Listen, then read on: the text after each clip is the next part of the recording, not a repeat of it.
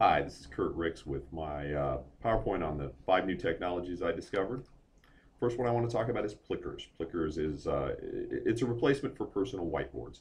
I was in the era of personal whiteboards. It was a great new thing. Everybody had 30 of them in their classroom, banging around, making lots of noise. They were a great formative assessment tool, super for seeing feedback immediately. But as I said, they were loud, messy, full of storage issues. They had to be replaced. There was pens and erasers and dirty towels.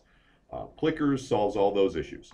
If you take a look at Plickers here, if you go to the Plickers website, it's easily downloaded. You use it with your smartphone. It satisfies these standards and ISTE standards. Now what you do is you simply download the app onto your phone. You go to the website, you register it. Uh, what will happen is you download a series of cards, and those cards each have a coded thing. And when you hold up those cards in a certain direction, depending on how you hold the card, A up top or B up top or C up top, your smartphone can read that data. After you've asked the question to the classroom, then you can simply finish the question on your phone. Your phone will immediately give you formative data about where the class is in response to that question. It's simple, it's easy. There was one suggestion that you laminate those cards because one kid would have one card all year long, and that way you're not only collecting formative data as a class as a whole, which what I used to do, you can track individual students using Plickers. My second new technology I discovered is called Photos for Class. I love this one. It's super simple, probably a little too simple to really even be considered that groundbreaking, but I know that research reports, once kids get into the upper ages, are a huge time suck as a teacher. The simple act of formatting and citing becomes probably as important or more important than even the research. This is one resource that I thought minimized the amount of time you have to spend on citing one particular area that is always a challenge for me, which is pictures. When you try to cite pictures, by the way, this particular resource I believe would manage ISTE standards for teachers and students 4 and 3 and making research more usable. So you go to the Photos for Class website, it looks like this. From this window in here, this search window, you're simply going to be searching for an image. You'd put in a title of an image, no different than you put in a title on Google Images. It uses the Google Image database. From that window, you put in a search. So I searched the Grand Canyon. These are the pictures that came up. You choose one and you click on it, and it's going to ask you to download that. When you do that, you're going to get a downloaded picture onto your computer that looks like this with all of the citation information already included to appropriately put this photo cited properly in a research report. And it will work with hundreds of thousands of Google image citations.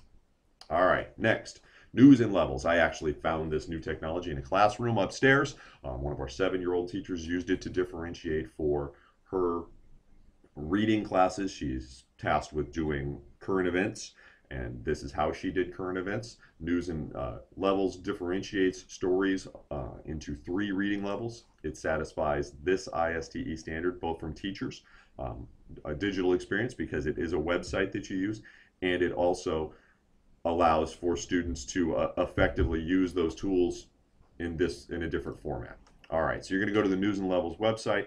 It pops up like any other news website. You'll see a children's website. You'll see a series of stories, but each story gives you 3 variations of level. The teacher at any point could decide to tell the kid you have to choose from level 2, or you have to choose from level 3, or choose from level 1, or just see what the kid chooses initially.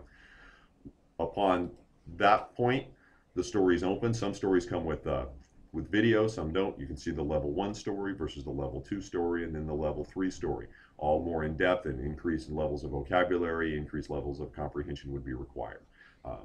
It's simple, it's easy. This particular teacher prints out this little page after the kid does that current event and puts it on the board for that week's current events. I was very impressed with levels, or news and levels. All right, next one, Poetica. Now I have to admit that I did not go into Poetica as far as I probably should have in figuring out the how-to of Poetica. Typically, though, I was one of those teachers who was a big proponent of the writing process, and the writing process was a paper eater. It was a management issue. You've got your first draft, and you read the first draft, or do you stamp the first draft, and then you type that draft, and then the kid invariably prints that draft before they should have, and then they have to go back and format it better and print it again. Then maybe it gets edited on paper. Maybe another student sits and edits it, on the document, but you really don't see the changes as that editor does. Maybe you have them email it to you and you try to edit. Well, Poetica rolls that into one kind of resource, but it really makes the feedback that students are getting look more like you're writing on their papers, look more personalized, look more, I think, helpful. Poetica satisfies these standards, both for collaborating with other students and collaborating with peers. It also gave this opportunity to for collaborative understanding and thinking and planning. All right. So, a little bit before you start, don't look it up. When I looked up Poetica, there's a band. There's also a line of makeup. Poetica is a little hard to find. You do have to have an account. It is a free account.